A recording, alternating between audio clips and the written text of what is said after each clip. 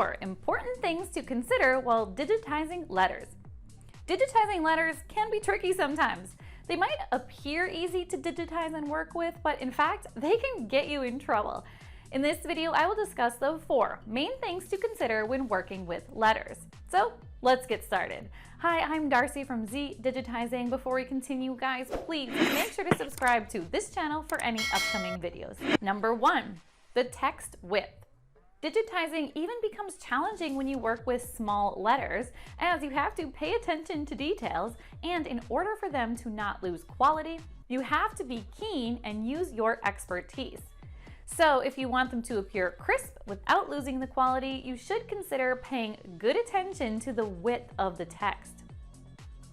Embroidery professionals suggest that the size of your letters should not be smaller than about a 1/4 inch, which would be considered the shortest length. Also, you should consider the width and height of letters.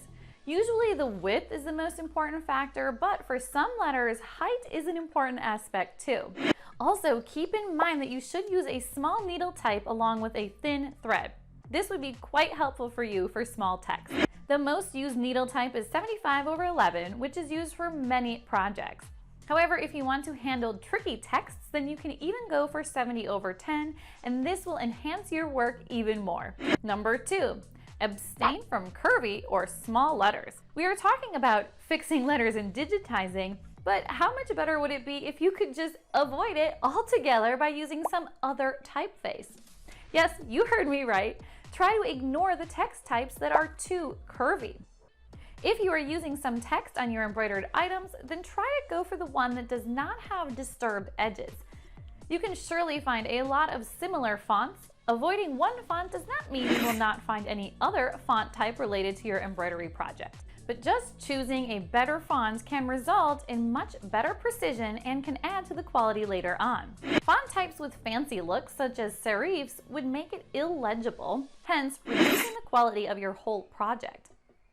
Being an embroiderer, you should always know when to give up such fonts and add some other simple and standard sized fonts. Number 3, having the right density. Working on embroidery while neglecting the right density would not do you much good, which is why you should always keep track of proper density. As we know, we cannot pressure anything more than is required. This goes the same in embroidery digitizing. You cannot place a lot of stitches in an area where it is not required due to insufficient space. If you are new to embroidery, then it is vital for you to consider the small space between stitches known as density in embroidery. If the amount of density is higher, the stitches would get too close, and this would eventually cause thread breakage and will deteriorate the quality of your design.